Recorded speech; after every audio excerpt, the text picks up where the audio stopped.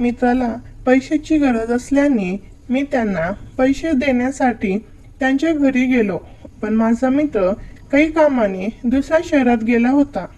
मित्राची बायको घरात एकटीच होती. तो 2-3 दिवसासाठी बाहेरच जाणार आहे अशी समजल्यावर मी तिला पैसे देऊन निघायच्या तयारीत होतो, पण तिने मला थेट मुक्कामाला थांबून रात्रभर. मित्रांनो, ही एक सत्यकथा आहे. माझा एक लहानपणीचा मित्र अमोल आणि त्याची बायको पूजा हे दोघेही एका मोठ्या शहरात नोकरी करत होते. दोघेही एकाच कंपनीमध्ये कामाला असल्यामुळे त्यांची चांगली सोय झाली होती. मलाही सतत त्या कंपनीमध्ये काही ना काही कामासाठी जावं लागत असल्यामुळे माझं त्यांच्या घरी कायम येणं जाणं असायचं. नात्याने जरी तो मित्र असला तरी अमोल आणि माझी मैत्री खूप घट्ट होती. आम्ही सतत एकत्र राहत होतो आणि आमच्यात इतकी आपुलकी होती की लोक आम्हाला सख्खे भाऊ समजत होते. विशाल स्वभावाने अगदी खूप चिडखोर होता. त्याला लगेच राग यायचा आणि तो कोणावरही भडकायचा. पण गंमत म्हणजे जेव्हा त्याला गरज असायची तेव्हा मी नेहमी त्याला मदत करत असे आणि त्यामुळे तो माझ्यावर कधीच राग करत नसे. आमची मैत्रीण समीकरण थोडं वेगळं होतं. पूजा स्वभावाने तशी बरी होती, शांत आणि समजूतदार. प्रत्येक गोष्टीत तिला व्यावहारिक फायदा तोटा बघायची सवय होती. ती जास्त भावूक नव्हती, पण तिच्या मनात सगळ्यांबद्दल आदर होता. अमोल आणि शीतलचं जीवन तसं सुखी दिसत होतं. दोघांमध्ये प्रेम होतं. मला त्यांच्या घरी राहायला खूप आवडायचं, कारण तिथे मला घरच्यांसारखं वाटायचं. त्यांच्यासोबत गप्पा मारण्यात आणि वेळ घालवण्यात मला खूप आनंद मिळायचा. त्यांच्यामुळे त्या एवढ्या मोठ्या शहरात माझं कोणीतरी आपलं आहे याची भावना माझ्या मनात नेहमी असायची. अमोलला पूजासारखी समजूतदार बायको मिळाल्यामुळे त्यांचा संसार सुखाचा चालला होता. दोघांमध्ये प्रेम आणि साम्य जसे होतं ज्यामुळे त्यांच्या जीवनात आनंद आणि समाधान नांदत होतं. मला त्यांच्या दोघांना एकत्र बघून खूप बरं वाटायचं. दिसायलाही पूजा बरीच मादक होती, पण ती फार सुंदर होती असं नाही, पण 4 चौघात शोभेल अशी नक्कीच होती. तिचे मोठे आणि बोलके डोळे आणि लांब असलेले केस कोणाचंही लक्ष वेधून घेत होते. तिच्यात एक खास प्रकारचं आकर्षण होतं.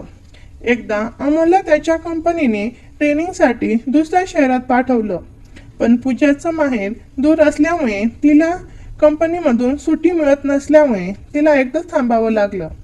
मला तिची एकटेपणाची जाणीव होती आणि तिच्याबद्दल मनात काळजी वाटत होती.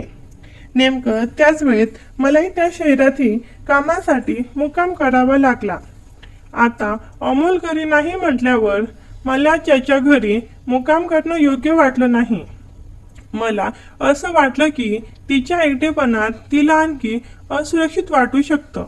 त्यामुळे मी सरळ एक हॉटेल गाठली आणि तिथे रूम बुक करून TV पाहत बसलो. मनात कुठेतरी पूजाच्या सुरक्षितेची आणि तिच्या एकटेपणाची काळजी होती. मी हॉटेलवर पोचून थोडा वेळ TV बघत होतो. तेवढ्यात माझा फोन वाजला. तो अमोलचा कॉल दिसत होता. त्याला माझी आठवण आली असावी किंवा पूजाची काही बातमी देण्यासाठी त्याने फोन केला असावा. या विचाराने मी उत्सुकतेने फोन उचलला. त्याच्या आवाजात काय असेल याची मला उत्सुकता गाजली होती. त्याने मला पूजाला 40,000 रुपये पोहोचवण्यास सांगितलं. त्यांच्या त्या अनपेक्षित परफॉर्मन्सने मी थोडा गोंधळलो. त्यावर चुकून माझ्या तोंडून निघून गेलं की मी शहरात आलेलो आहे, उद्या देतो म्हणून. मला खरं तर त्याला सांगायचं नव्हतं की मी शहरात आहे, पण बोलण्याच्या ओघात ते निघून गेलं. माझं ते बोलणं ऐकून तो थोडा अडचणीने म्हणाला, काय पूजाने मला कसं नाही सांगितलं तू आलेला? त्यांच्या या प्रश्नाने मला ओशाळल्यासारखं झालं. मी त्याला समजावत म्हणालो, अरे तिला माहीत नाहीये मी हॉटेलवर थांबलो आहे. ती एकटीच आहे ना घरी, म्हणून नाही गेलो. मला तिला एकटेपणात असुरक्षित वाटू नये याची काळजी होती. तो थोडा नाराजीच्या सुरात म्हणाला, काय यार, आपलं घर सोडून हॉटेलवर रूम बुक करून राहिलास, बस का?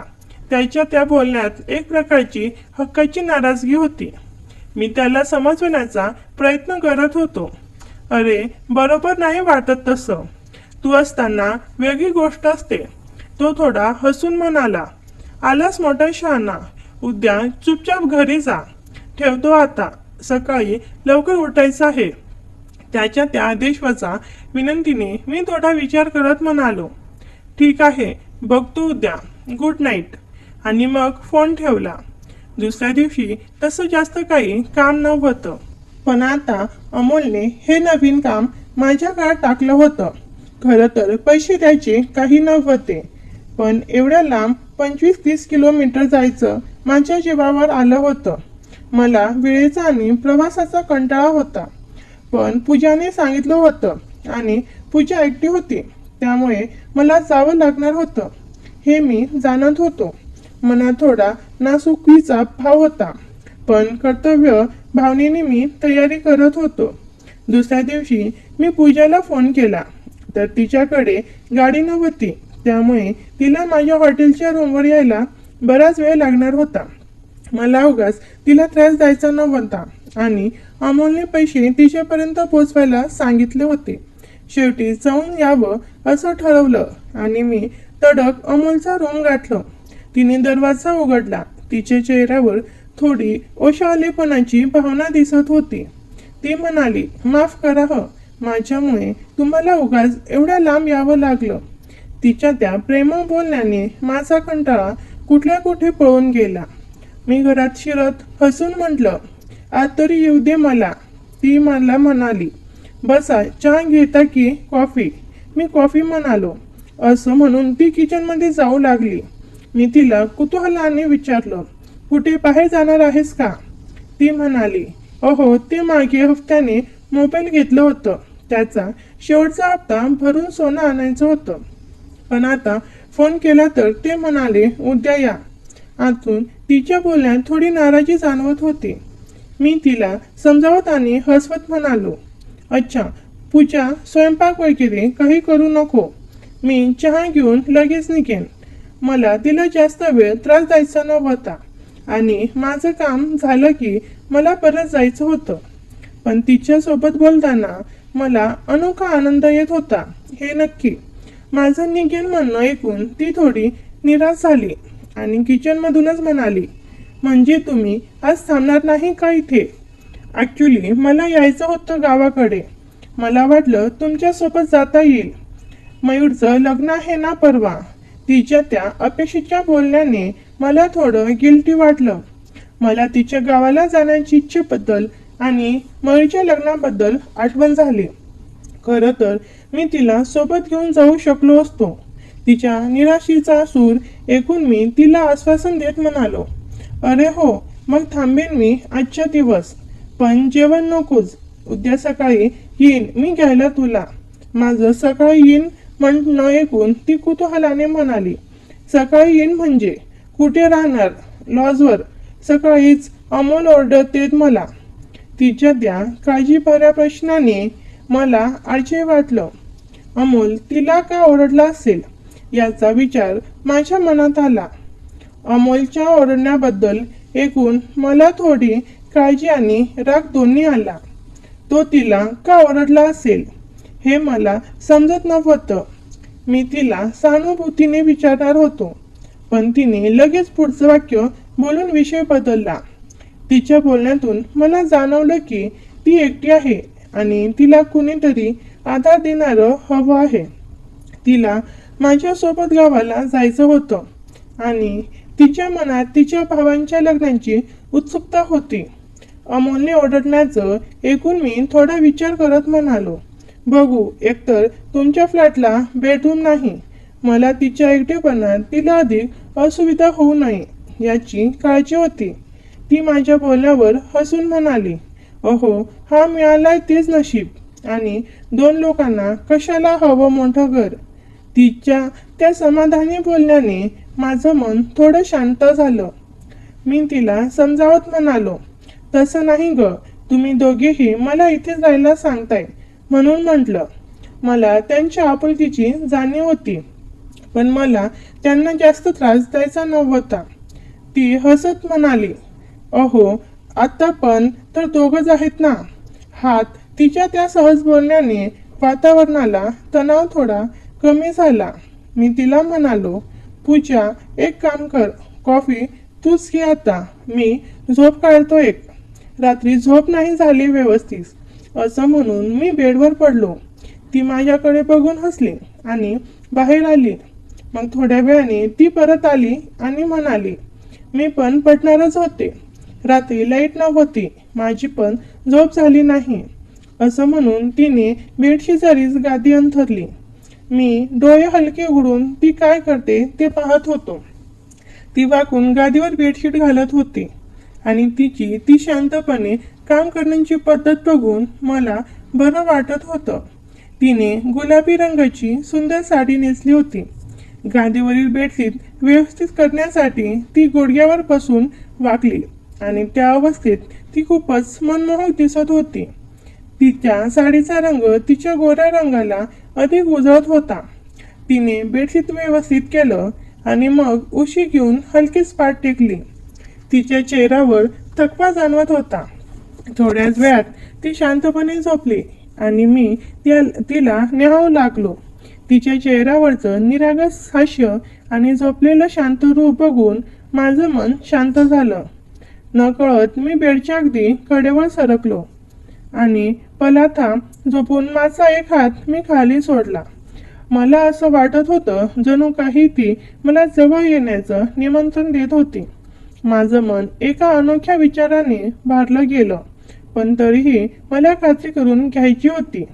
मी तिला दबक्या आवाजात हाक मारली, पूजा, ओ पूजा, पण तिच्याकडून काहीही प्रतिसाद आला नाही. ती गाढ झोपेत होती. तिच्या शांत झोपेमध्ये व्यवस्था आणण्याची माझी इच्छा नव्हती, पण माझ्या मनात एक अनोखी ओढ निर्माण झाली होती. तिच्या त्या शांत झोपेचं रूप माझ्या मनात घर करून राहिलं. तिच्या जवळ असूनही तिला स्पर्श न करण्याची अवस्था माझ्यासाठी कठीण होती. माझं मन एका अनोख्या द्वंद्वात अडकलं होतं. एका बाजूला कर्तव्य आणि आदर होता, तर दुसऱ्या बाजूला एक अनोखं आकर्षण आणि कुतूहल होतं. त्या शांत वातावरणात माझ्या मनात अनेक विचार आणि भावना थैमान घालत होत्या. तिचा कोणताही प्रतिसाद न मिळाल्याने माझी हिंमत आणखी वाढली. मी तिला हलका स्पर्श केला.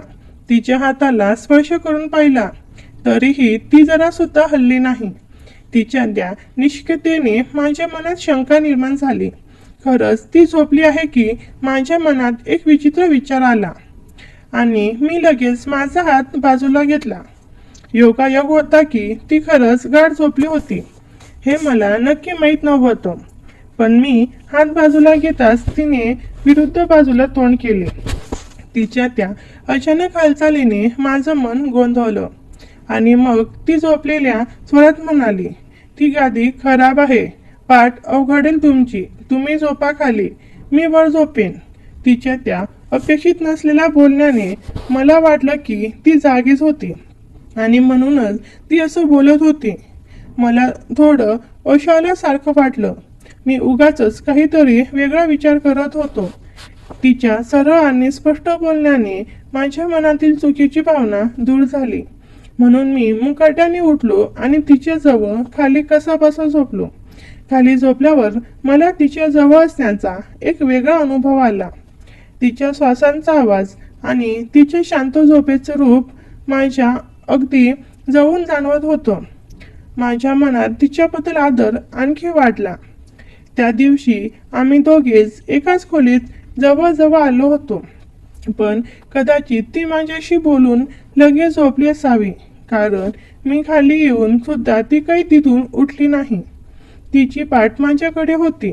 झोपेत ती खूप शांत दिसत होती. माझं मन काही ऐकायला तयार नव्हतं. मी हळूच तिला हात लावला, तिला अलगद स्पर्श केला, पण तेवढ्यात तिने अचानक माझा हात पकडला. तिच्या त्या तात्काळ प्रतिक्रियेने मी क्षणभर पूर्णपणे स्तब्ध झालो. माझ्या मनात धडपड सुरू झाली. मी घाबरून लगेच विरुद्ध दिशेला तोंड करून डोळे गच्च मिटून घेतले आणि काहीच बोललो नाही. माझ्या मनात भीती आणि अशालीपणाची भावना दाटून आली. हे मी काय करत होतो असा विचार माझ्या डोक्यात फिरू लागला. ती तिथून झटक्यात उठली आणि वर बेडवर झोपली. तिच्या त्या घडलेल्या प्रकारामुळे मी नक्कीच जागी होती आणि अतिशय घाबरलेली होती हे मला तिच्या हालचालीवरून स्पष्ट जाणवलं. मी मनातल्या मनात विचार केला, हे काय करून बसलो मी. नुसत्या एका क्षणाच्या स्पर्शासाठी आपण केवढी मोठी किंमत मोजणार आहोत. माझ्या चुकीची जाणीव मला अस्वस्थ करत होती. माझं मन मला सांगत होतं, आपण केलं तर काहीच नाही, पण आता असंही प्रॉब्लेम होणारच आहे, मग सगळंच उरकूनच टाकू. एका क्षणासाठी माझ्या डोक्यात चुकीचे विचार आले. मी माझ्या मनाची पूर्ण तयारी केली आणि हळूच तिच्या जवळ गेलो. तिने ते पाहिलं. तिच्या डोळ्यात भीती आणि आळचे स्पष्ट दिसत होतं. आता काय होणार या विचाराने माझं हृदय धडधडत होतं आणि ती बेडवर झटक्यात उठून बसली. तिच्या डोळ्यात अनपेक्षित भीती आणि आळचे स्पष्ट दिसत होतं. ती थरथरत्या आवाजात म्हणाली, आकाश, काय करताय तुम्ही? काय आहे तुमच्या मनात? यासाठी आलात का तुम्ही इथे? किती विश्वास होता आमचा तुमच्यावर? तिच्या त्या तिरस्कारपूर्ण शब्दांनी माझं मन गोंधळलं. मी घडलेल्या प्रकारामुळे थोडा विचलित होतो, पण स्वतःला सावरत म्हणालो, मी स्वतःहून आलोय का इथे? मला अमोलने पाठवलं म्हणून आलोय. मी लगेच निघणार होतो, परंतु तूच तर मला मुक्काम करायला सांगितलंस. मी तुला म्हणालो होतो की मी इथे थांबत नाही. तुला घ्यायला सकाळी येतो, तर तूच मला थांबून घेतले आहेस. मी खोटं बोलून स्वतःचा बचाव करण्याचा प्रयत्न करत होतो.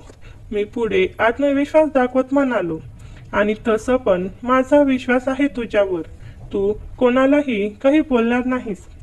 मी उसना अवसान आणून बोललो, पण आतून मला भीती वाटत होती की ती अमोलला सगळं सांगून देईन.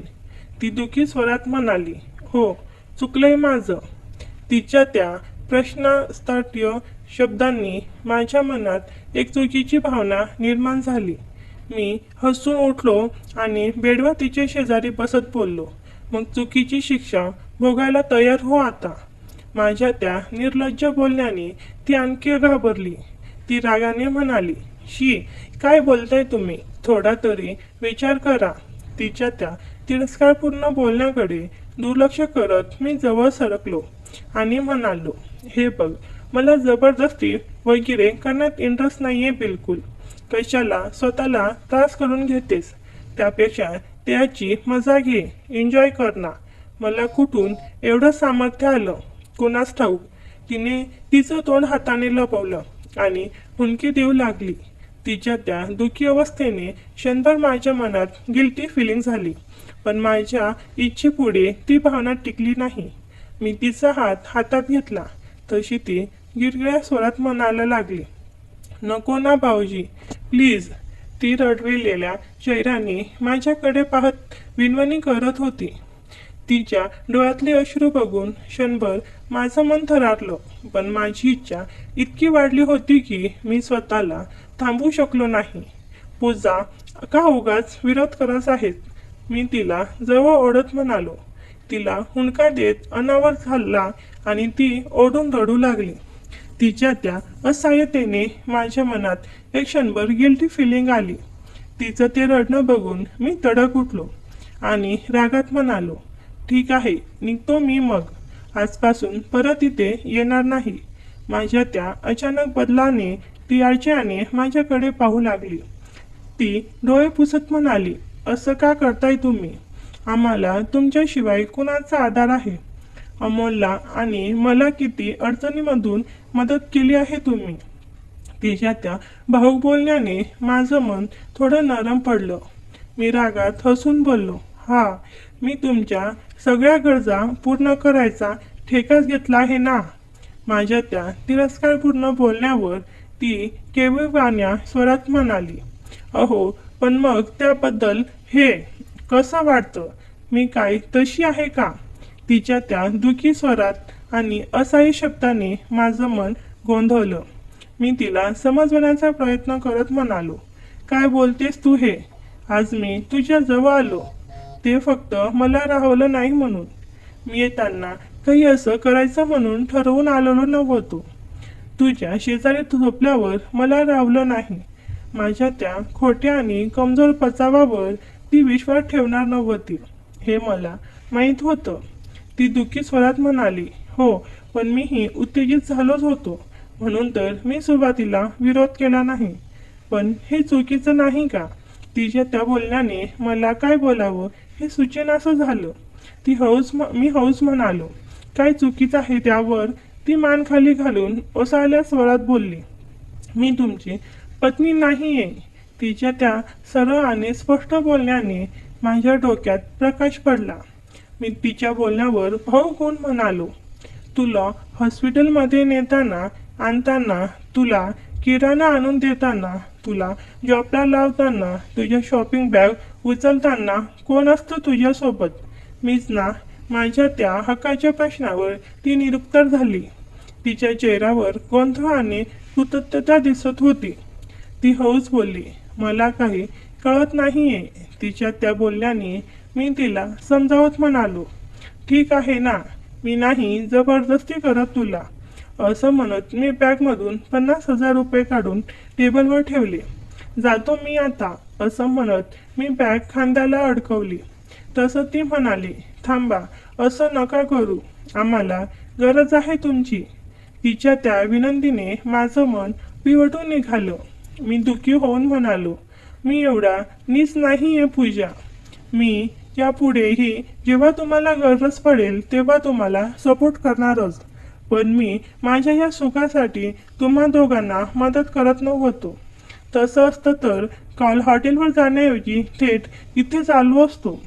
एवढं खालच्या पातळीवर नेऊन ठेवण्याची गरज नाहीये. मी चिडून बोललो, माफ करा, असं म्हणून तिने माझ्या हाताला धरून रूममध्ये घेऊन गेली आणि ती डोळे मिटून बेडवर पडून राहिली. तिच्या त्या पश्चातापाच्या आणि असहाय्यतेच्या अस्वस्थतेने माझं मन गोंधळलं. मी तिच्या जवळ गेलो आणि हळूच म्हणालो, मला मी केलेल्या मदतीचा मोबदला नको आहे. मी काही सावकार नाहीये. मला कुणाच्याही गैरफायदा घ्यायचा नाहीये. असं म्हणून मी मागे फिरलो तसा तिने माझा हात पकडला. ती आणि हलक्या स्वरात म्हणाली, मोबदला घेणार नाही, पण माझी इच्छाही पूर्ण करणार नाही का? तिच्या त्या विनंतीने माझ्या खांद्यावरची बाग गळून पडली. मी तिच्या शेजारी बसलो. तिला संकोच वाटत होता. तिच्या कपाळावर आठ्यालं जाळ पसरलं होतं. ती विवळत बोलली, आकाश, मला काय होतंय हे कळत नाहीये. असं वाटतंय की मी पहिल्यांदाच एखाद्याच्या एवढी जवळ आली आहे. आणि मी हसून म्हणालो, उगाच नखरे करत होतीस तू. ती हळूच म्हणाली, आता वेळ नका करू. मग मी पण वेळ न घालवता मी तिला घट्ट मिठी मारली आणि म्हणालो, तू खूप मादक दिसतेस, मला तू खूप आवडतेस. ती पण खुश होऊन मला म्हणाली, तुम्ही पण मला खूप आवडता, पण भीतीपोटी असे करत होते. मी पण तुमच्या प्रेमात पडली आहे. ती मला घट्ट बिघडली. मला पण खूप मस्त वाटत होतं. मी तिला हळूवारपणे किस करायला सुरुवात केली. तिच्या ओठांचा तो स्पर्श माझ्यासाठी अनपेक्षित होता, पण त्यात एक प्रकारची आर्तता आणि गरज जाणवत होती. थोड्याच वेळात तीही मला साथ द्यायला लागली. या दरम्यान मी हौस त्याच्यासोबत चावडचाळे करू लागलो. माझ्या स्पर्शाने तिच्यात एक तीव्र उत्तेजना संचारली. मी हौस त्याचे कपडे काढून टाकले आणि तिच्या गालावर आणि गळ्यांवर किस करायला सुरुवात केली. ती मादक आवाज काढत मला आणखी जवळ ओढत होती आणि मग माझा सोन्या त्याच्या कामाला लागला. तिच्या स्पर्शाने मी उत्तेजित झालो आणि आम्ही दोघेही वासनेच्या सागरात बुडून गेलो होतो. तिच्या मादक किंकाळ्या आणि माझे दमलेले श्वास त्या शांत खोलीत घुमत होते.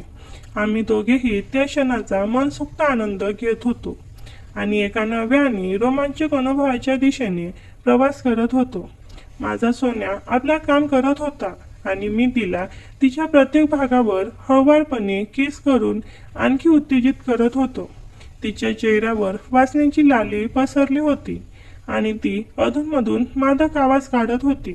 तिच्या त्या उत्स्फूर्त प्रतिक्रियेने माझा उत्साह आणखी वाढत होता आणि मी पूर्णपणे रंगात आलो होतो. मी पूर्णपणे उत्तेजित झालो होतो आणि मी तिला घट्ट मिठी मारत होतो, तर कधी तिच्या ओठांवर प्रेमाचा वर्षाव करत होतो. माझे हात तिच्यावर फिरवत होते आणि मी तिला वेगवेगळ्या सावटाने उत्तेजक पद्धतीने स्पर्श करत होतो. तीही मला पूर्णपणे साथ देत होती आणि आता तर वेड्यासारखी माझ्या गळ्यांवर आणि ओठांची ठसे उमटवत होती. तिच्या त्या उष्ण श्वासाने आणि ओठांच्या स्पर्शाने माझं मन बेकाबू झालं होतं. मी आता पुरता वेडा झालो होतो. माझा वेग आणखी वाढवला आणि माझी उत्तेजना आता शिगेला पोहोचली होती.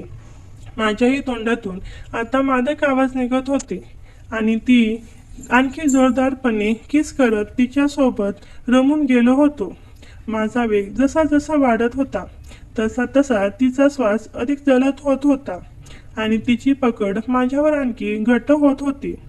मी माझा वेग अजून वाढवला आणि अखेर एका अंतिम टोकावर येऊन पोहोचलो.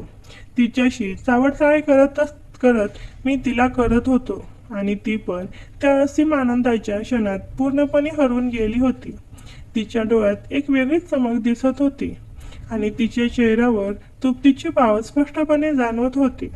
ती प्रत्येक क्षणाचा मनसोक्त आनंद घेत होती आणि तिच्या मनातील इच्छा पूर्ण करत होती. आणि मग तो क्षण आला जेव्हा आम्ही दोघे एका अनोख्या शांततेत विलीन झालो. बघता बघता आम्ही दोघेही आता एका परमोच्च बिंदूवर पोहोचलो आणि एका दीर्घ श्वासानंतर शांत झालो. मी तिला एक जोरदार किस केली आणि आम्ही दोघेही एकमेकांच्या मिठीत सामावून शांतपणे झोपलो. त्या रात्री आम्ही 3-4 वेळा एकमेकांना प्रेम सहवास दिला आणि आमच्या दोघांच्या ही मनातील अनेक दिवसापासूनची अतृप्त इच्छा पूर्ण झाली. तर मित्रांनो, कथा कशी वाटली कमेंट करा. व्हिडिओ आवडला असेल तर व्हिडिओला लाईक करा. चॅनलवर नवीन असाल तर चॅनलला सबस्क्राईब करा. चला तर पुन्हा भेटूया पुढच्या व्हिडिओमध्ये. धन्यवाद.